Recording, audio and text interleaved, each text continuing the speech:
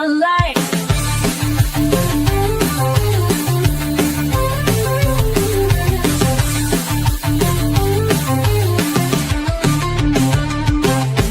Hot takes, real talk, keeping it true.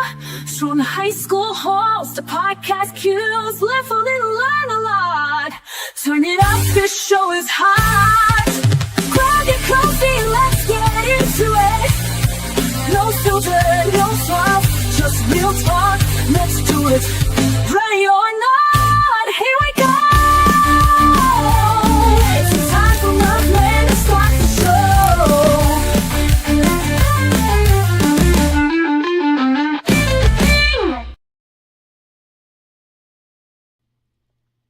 Welcome to Hot Takes with the Murph Man. I am the Murph Man. I'm here with my co-host Connor. Connor, how are we doing today? Good. How are we today? Good. How are we doing today, Murph Man? I'm doing really good. And today we have a special guest in studio. His name is Javi, the AI guy. Welcome, Javi.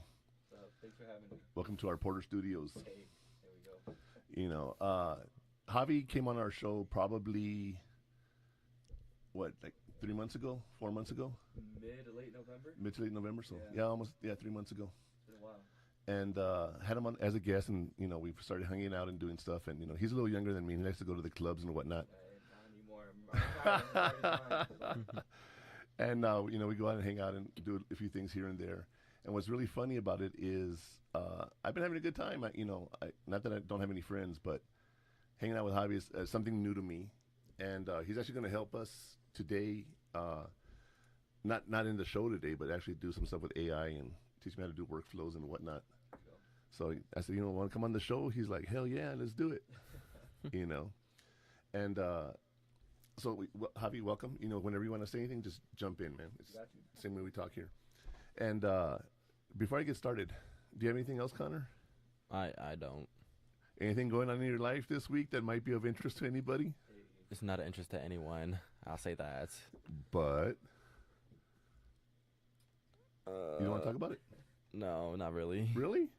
Well, I mean, if you want, Well, you can say it. I was mostly passed out, so. Connor was in the hospital. He on Monday morning. Well, he was sick over the weekend with like a respiratory illness. On Monday, I said we'll go see the doctor. But Monday morning at 5:30, he walks into the room and he's like, "I'm having a heart attack." And he had all the symptoms of a heart attack. I have some medical training, so I was like, "Hey, you wanna do this? You wanna check this out?" So what ended up happening was took him to the emergency room and he got admitted to the hospital, and we were there 4 days, right? Yeah, I would say. Yeah. You would say that? Well, would Monday count as one? Yeah. Okay, so Monday, Tuesday, Wednesday. And Thursday. Do you really count Thursday though? Yeah, you came home Thursday, so you were still in the hospital Thursday. I mean, it's not a full day though. Like So- 3 days and a half. So we had doctors coming in to talk to us, right? And they kept telling him what was wrong with him. So I'm going to put him on the spot now and be like, "Connor, what was your diagnosis?" I can't say it. Pericarditis. Pericarditis? No, it's pericarditis. No, it's not perio. Pericarditis. You can't even say Pericarditis. Okay. it. Hey, But do you remember we were talking about Latin roots the other day in words? yes. And it was funny because I was telling them, Latin is where medical terms come from. And I said peri means heart, itis is inflammation. But peri is actually the chamber around the heart. And so I got to teach Connor a little bit of Latin this weekend, or this week, I should say. Even though I wasn't paying attention and was struggling to survive. Yeah, I mean, he was really bad. He was. The doctor gave him a lidocaine patch for his chest to just ease the pain. What was the cause of it? That we don't know. You don't know? And then it became a whole system thing, which is interesting because he actually had what's it called? Thyroid got involved. His liver got involved because liver filters your blood. So whatever was happening in the system, the liver's filtering it.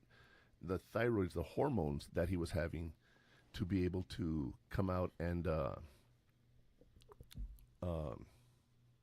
control the body itself. So the whole system was involved. And it was really, really interesting because he really needed, a lot of help. And I'm glad he's okay. It's one of those things where I was worried for the first time about my son. Normally, like he says, normally I'm the one in the bed. And I said, yeah, you're right. And so he says, the tables are turned here. Dang. Yeah, no, because I think I saw your IG story, and I'm like, oh, I thought that was just like some class or something that you guys had to do with nursing. I don't know what it was, but I didn't think of anything because like that's like the last thing I expected. I'm like, I just saw you on Sunday. You Yeah. were fine. And then once Murph told me pretty much that it happened right after, I'm like, dude, what the heck? Even Sunday, I was terrible. Sunday? I couldn't breathe. I was like really quiet. Really? Right. Dude, Well, you remember guys- he was just sitting there and he was drinking water. He wasn't really interacting. Well, aren't you usually like that? Every time we go to Dave and Buster's, yeah, usually. A little, Saturday. but it was like I was like head down. I couldn't even finish my food, and I was like shortness of breath. I couldn't breathe. Like it was terrible. Okay. Cause how after did it like really hit like once the game and everything was done? Like was it right when you got home? No, it was better when I got home because I like midway I went home. I don't know if you saw me like leave, but I came here to take some like ibuprofen and Tums so I could like because I was like having like heartburn or something. So yeah, I left midway through Super Bowl to come here and take care of myself. Oh, and while they're doing this testing,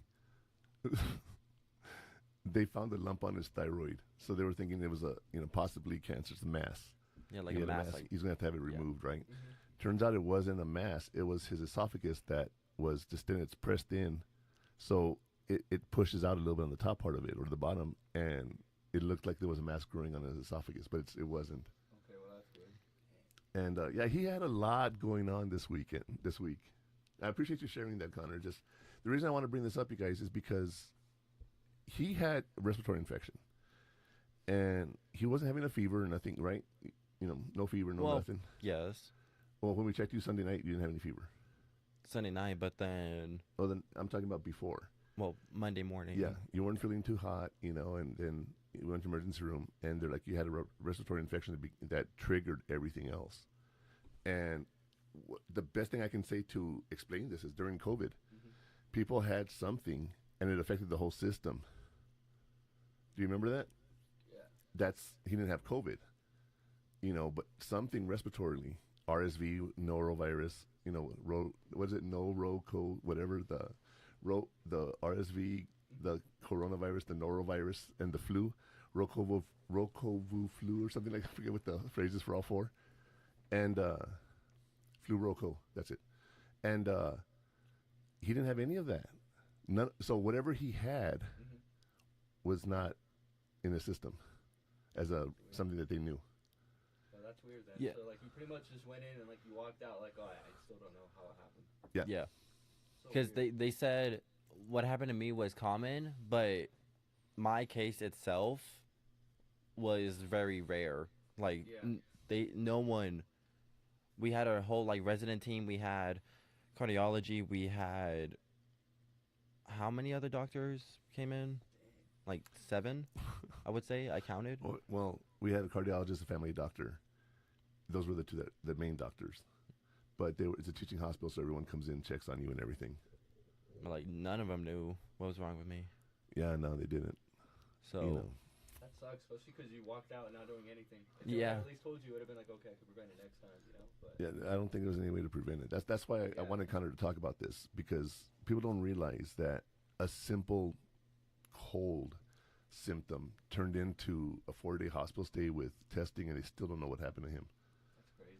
And he was presenting with heart attack symptoms. Now, and then what was funny is because cardiac came in and they're like, "Hey, let's look at your EKG." Oh, he's fine. His heart's not affected. And he's like, "You tell me," Yeah. like, and they're like, "Your EKG, look, your EKG's fine." And he's like, "Yeah, there's no EKG." Yeah, there, bro." I know. Yeah, that was. And they're like, "Look, your EKG's fine." And he's like, "I don't feel fine," And so the cardiologist pretty much blew us off. Now, they didn't blow us off because there was nothing wrong. Yeah. Does that make sense? But I was like, I need an answer. What's going on? Finally, they gets admitted, but the ER is like, well, he's not our patient. He's their patient now. The floors, but we don't have a room yet, so you're stuck here. But I can't give you orders because they have to give the orders. Yeah. So I can't do things for you. Finally, I walked in there and he was having an attack, and I said, went out there, say, hey, he's having. She was going to notify the doctors. Okay, I wait 5 minutes. He's still having issues. I walk back out there. She's like, they haven't come yet.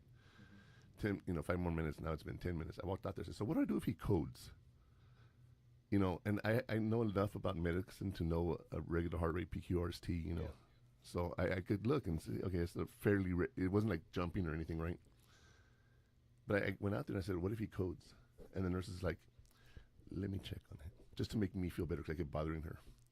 She walks in there and she sees him and she's like, oh my God, like, we need to call a rapid response, which is like a code blue. So all available doctors rush to the room and he's like, what's up, yo? And they're like, this isn't the rapid response. Where's the rapid response? And I'm like, this is it. This is it. And I explained what was going on. They got a little bit upset with us.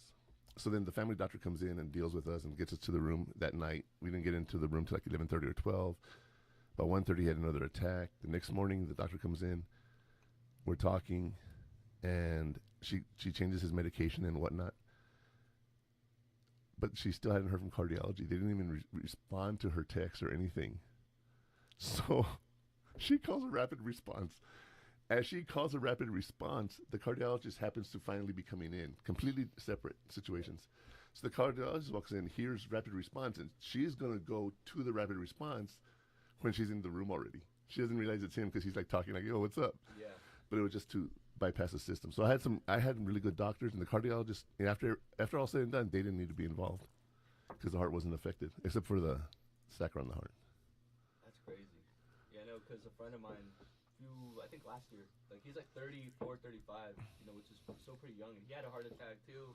But I mean, for him, it's just more so like, well, you go like on wild benders, like he'll go like on a bender for like a month, and then stop for like a week or two, and then go back on a bender. Hardly eats any food, during the day, and like doesn't really go to the gym or do any of that, So like that guy was just setting himself up for one. But I take it like you look like you're in good shape and everything. Like you don't go on benders either, Well, you don't go on month benders, to Salvador or whatever. So like you're fine, And that's another thing, they asked me to leave the room to ask him if he uses drugs and drinks and whatnot. And I'm like, I'm the one giving him the drinks. No, I'm kidding. But I told him, dude, this is the time you got to be honest. I'm not going to be upset with you. Yeah. Like, I don't care. So at least now I know he's not a drug addict or an alcoholic. Yeah. But he likes tequila. I know that much. Okay. I mean, nothing wrong with that every now and then, But like I said, you're not going on benders. As long as you're not going on benders, nah. good. Cause I'm telling you, this guy would go on like a bender from Sunday to Sunday, just Jameson, like throughout the whole day, man. Damn. Throughout the whole day. And like spend like $7,000 within 3 months of just drinking. I spent $4,000 in Cuba for 6 months. That's crazy. Okay, 4,000. Because I back then I was an alcoholic. I've told the story before. Like my last years of high school, Yeah. blacked out. Yeah, I remember you telling me that. I bump into people like I was saying. I got pulled over by a cop one time, and the guy's like, "Hey, Murph, what's up?" I'm like, "I'm sorry, do I know you? We went to school together." I'm like, "Dude, I don't remember anybody. Just give me the damn ticket." They gave me a warning. And it's funny because like I used to drink a lot. Yeah. Like the equivalent of about 30 alcoholic or more drinks a day. Yeah. And in 2010, I went to the emergency room 3 times in 2 weeks. No, in 2 weeks. Finally, the doctor's like, you gotta stop drinking. And I said, I sat there and I'm like, I'm not drinking that much. But I had gotten so used to it. Yeah. So, and the funny thing is, as a counselor, you ask somebody, like, how many drinks are you having? I don't know, 3 drinks a night, but they're drinking, tumblers, not just a little cup or shots. Exactly. So, yeah, you learn how to ask the questions as a therapist after you've been doing it a while. That's the crazy part. Like, you don't really know how much you're really doing until, like, you pretty much talk about how much you're doing. And then that's when it hits you with, like, oh, shoot, like, I really am, Well, in your party days, Yeah. Would you pregame? No, there was no need to because, like, I would always get hooked up there. Well, yeah, you knew people in the clubs and whatnot. Yeah, so, no, not really pregame. I would just be just in there. My friend and I would kill a 30-pack before we went to the club. 30, that's crazy. Now, look at his face. Now, what's interesting is in my day, Bartles and James was the first wine cooler that came out that was popular with everybody. Yeah. In my day, they used to sell drinks in 2-liter bottles. Okay, 2-liter bottles. Everclear, the most horrible drink in the world. They had a thing called Purple Passion. You could buy it by 2-liter. So I would sit there and I would sit with a 2-liter bottle and just whatever. And then when we go to Juarez, that was a whole experience, man, because like I could go to Juarez, get, and drink over there, and I would drink a lot. And there was one place called La Arbolera, and we would go and they'd serve the beer by the gallon. Literally they would bring gallons. That's crazy. A whole gallon. Yeah, like yeah. Here like you order a drink at a bar and I'll take two. My friends coming. No, I can't do that until he gets here. Or they're giving us each a gallon. That we, like what? Like no wonder. Yeah, no wonder. Because honestly, right now, like you're making me feel like I could cuss on here, right? Or no? Yeah. Okay, because honestly, it makes me feel like a pussy. Because like I'm telling you, like even like on my wildest like year, pretty much, which was like 2 years ago, right? Like around this time, pretty much, right? Thursday through Saturday. Well, Thursday through Saturday, and then it became Wednesday through Saturday, right? Right. Blacking out. It's like 2-3 days straight blacking out, waking up the next morning like with like 3 hours of sleep, go to work, and then just drink here and there depending on what day it was, and then go back, go home, and and then what's funny is like remember how you brought up like, oh, I didn't think I was drinking that much, Yeah, right? Like I was like the same way. I'm like, oh, I'm not drinking that much, but I would still like go to the gym Monday through Thursday and think everything was fine, and then once Thursday came around, back to drinking, blacking out, and I'm like, dang, that means I'm only right or like sober for like 3 days out of the week. Yeah, I remember Wednesday night, ladies night, Thursday college night, Friday and Saturday, and then Sunday was the football games or sports, whatever we did. Yeah, that's what you did. Pretty much. And he's all over here.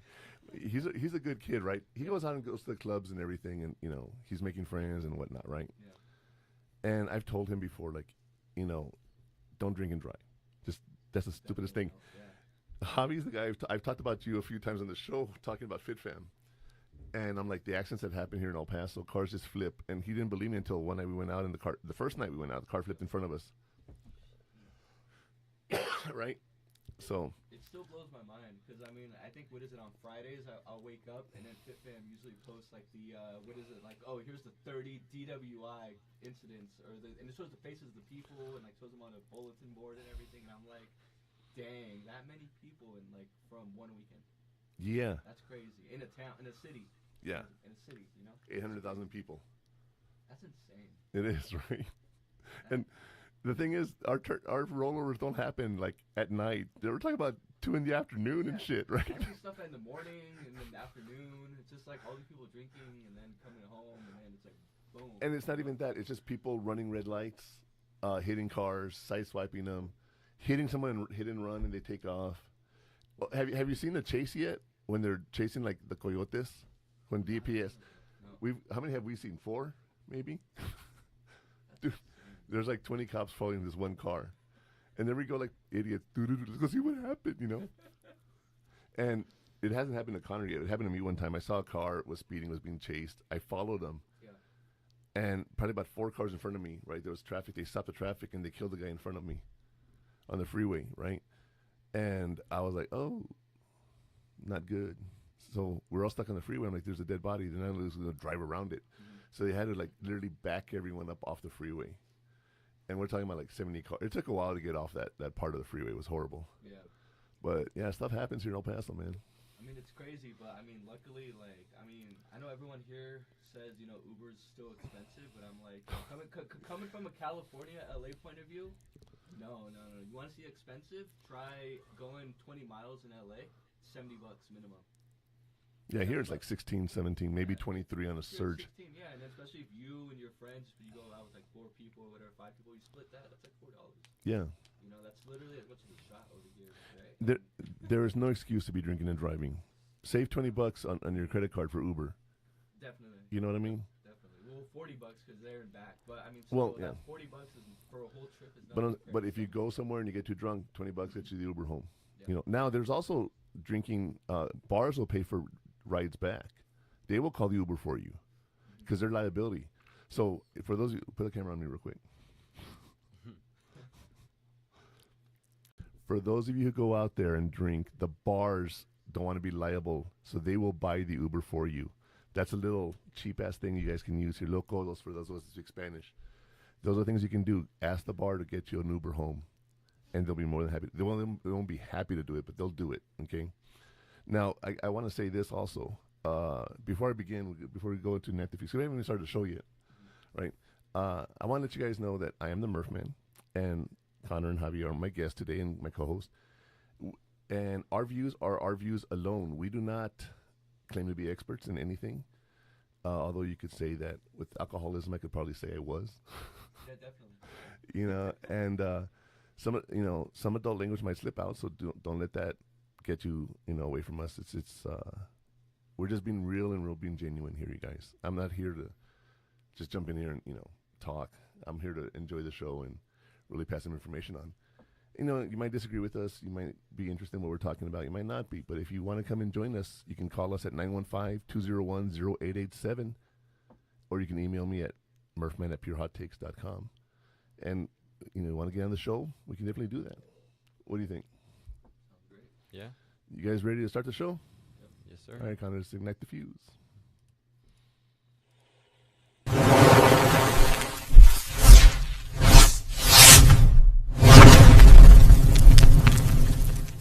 Your major only matters for your first job. Welcome to Hot Takes with the Murph Man. Today we are deconstructing the passion myth and showing you how to pick an undergraduate program that actually pays off. Most students choose a program because it sounds good on paper, only to realize later they've built a career they hate. The fuse is lit. Murph Man, take the mic. Yeah, think about that, you guys. Okay, it's one of those things that you don't really realize everything that you do as we're working, okay? Choosing your major is such a process because you can go in thinking one thing, end up taking one class and changing your whole life. So it's one of those things that, like you, Connor, go ahead and, hold on.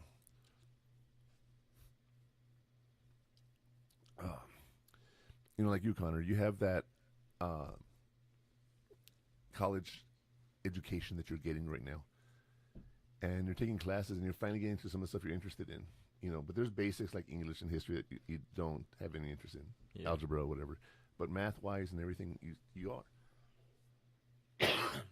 But what if you actually went into English lit and read a book and were like, this is an amazing book, and you started learning more about it and you end up becoming an English teacher? That's not unheard of, right? I went in trying to go to business, and then I realized, why should I go to business? I was a counselor in the Army. At that point, I had 10 years experience. Why not just become a counselor? Mm-hmm. And I breezed through school. Well, that's really different. That's like 10 years comparing to just something that's just like in the moment. But I said, I'm going to do business, took the micro, macro, and intro, and was like, nah, this is not for me. Now, could I have kept going with it and been like, yeah, I want to do this, and maybe got the degree? But as we talk about this, I'm going to tell you guys about how your degree is a return of investment, ROI.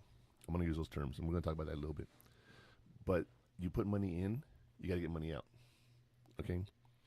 So it's one of those things that I really want to point out in today's show, that we're going to be talking about this, because it's one of those things that you're getting into so much debt, like doctors.